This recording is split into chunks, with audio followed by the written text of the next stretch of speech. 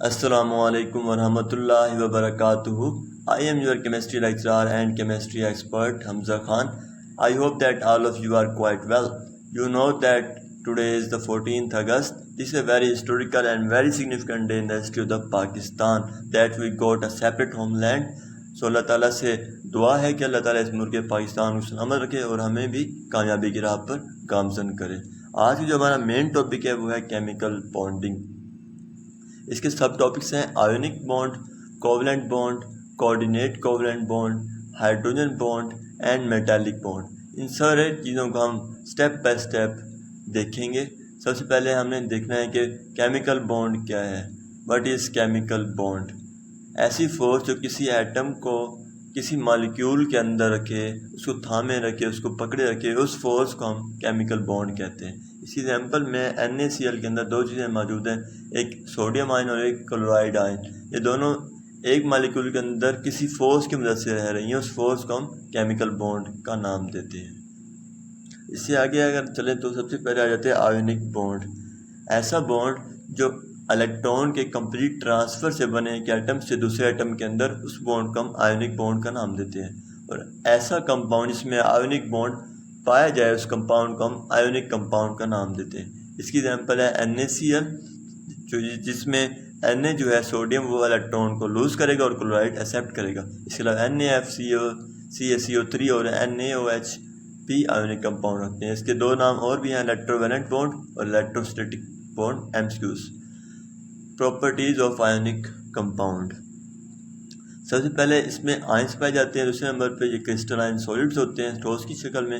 इसके बाद इसमें हाई मेल्टिंग और बॉइलिंग पॉइंट होते हैं बिकॉज यह सॉलिड्स हैं। They conduct electricity in molten form या एक्वस फॉर्म में, और इनके इलेक्ट्रोनेगेटिविटी डिफरेंस 1.7 से ज़्यादा होता है। 1.7 से इलेक्ट्रोनेगेटिविटी डिफरेंस ज़्यादा होगा तो आयोनिक कंपाउंड जैसे कि NaCl। आगे व्हाट इज़ कोवलेंट बॉन्ड? ऐसा बॉन्ड जो म्यूचुअल शेयरिंग, मुश्तरका शेयरिंग से बने इलेक्ट्रॉन्स की, उस बॉन्ड को हम कोवलेंट बॉन्ड कहते हैं। और ऐसा कंपाउंड जिस पे कोवलेंट बॉन्ड पाया जाए, उस कंपाउंड को हम कोवलेंट कंपाउंड का नाम देते हैं। इसी एग्जाम्पल है CO2, CH4, HCl। इन सारे एग्जाम्पल्स में कोवलेंट बॉन्ड पाए जाते हैं और इन कंपाउंड को हम कोवलेंट कंपाउंड कहते हैं। अगर हम नेक्स्ट मूव करें तो नेक्स्ट आ जाते हैं प्रॉपर्टीज़ ऑफ कोवलेंट कंपाउंड। दे में भी सॉलिड, लिक्विड और गैस, ये तीनों शक्ल में पाई जा सकती हैं। They are bad conductor of electricity except, सिवाय ग्रेफाइट के। ग्रेफाइट कंडक्ट करता है इलेक्ट्रिसिटी के बाद कोई चीज़ नहीं करती। और इनका बॉइलिंग पॉइंट और मेल्टिंग पॉइंट लो होता है। इलेक्ट्रोनेगेटिविटी डिफरेंस 1/7 से हमेशा कम होगा। और ये वाटर में सोल्यूबल नहीं होते बल्कि पोलर सॉल्वेंट में सोल्यूबल होते हैं या ऑर्गेनिक सॉल्वेंट में सोल्यूबल होते हैं। इससे नेक्स्ट मूव करें तो आ जाता है what is polar bond?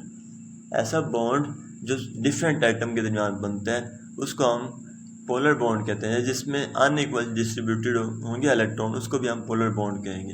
Electronegativity difference इसमें 0.6 से 1.7 तक का होता है। इस एग्जाम्पल HCl और H2O। नॉन पोलर बॉन्ड ऐसा बॉन्ड जिसपे इक्वल शेयरिंग ऑफ इलेक्ट्रॉन होगी और सेम एटम होंगे, इलेक्ट्रोनेगेटिविटी डिफरेंस 0.6 तक होगा। और इसकी एग्जाम्पल है CH4 और Cl2। इन दोनों में डिफरेंस बेसिकली क्या है कि जो पोलर है वो डिफरेंट एटम के दरमियान बनता है और जो नॉन पोलर है वो सेम एटम्स के दरमियान बनता है। नेक्स्ट है what is coordinate covalent bond? ऐसा बॉन्ड जिस पे एक एटम अपना लोन पेयर डोनेट कर देगा किसी दूसरे एटम को, उसको हम कहते हैं कोऑर्डिनेट कोवलेंट बॉन्ड। इसका दूसरा नाम है डेटिव बॉन्ड और ये बनता है लिविस एसिड और लिविस बेस के दरमियान। जैसे NH3 है, ये है लिविस बेस, और H+ इसमें क्या है, लिविस एसिड। H+ इलेक्ट्रॉन को गेन करेगा जबकि NH3 डोनेट करेगा। NH3 के पास एक लोन पेयर है, वो डोनेट कर देगा। आगे व्हाट इज़ हाइड्रोजन बॉन्डिंग?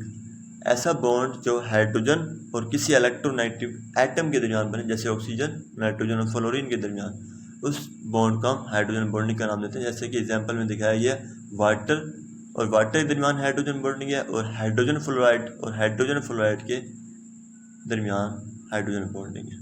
इसके एडवांटेजेस क्या हैं कि जो बर्फ़ है वो पानी के ऊपर तैरती है, जिसकी वजह है हाइड्रोजन बॉन्डिंग। अल्कोहल का मेल्टिंग पॉइंट अल्केन से ज़्यादा है। ये DNA बनाने में और बाकी बायोलॉजिकल मॉलिक्यूल बनाने में हेल्प करते हैं। उसके अलावा एक्शन ऑफ सोप्स में यानी कि क्लींसिंग एक्शन में ये पाया जाता है। और उसके अलावा किसी मॉलिक्यूल के में हाइड्रोजन बॉन्डिंग की वजह से वो वाटर में हल पजीर हो जाते हैं। ये इसके हैं एडवांटेजेस, इसके फ़वाइद।